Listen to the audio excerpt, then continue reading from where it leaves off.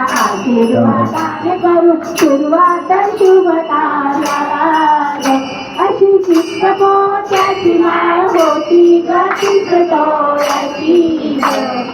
चित्रपोत्याची माळ होती ग चित्रपोत्याची जसा गणपतीचा गोंडा चौरंगी लाल बाळ गणपतीचा गोंडा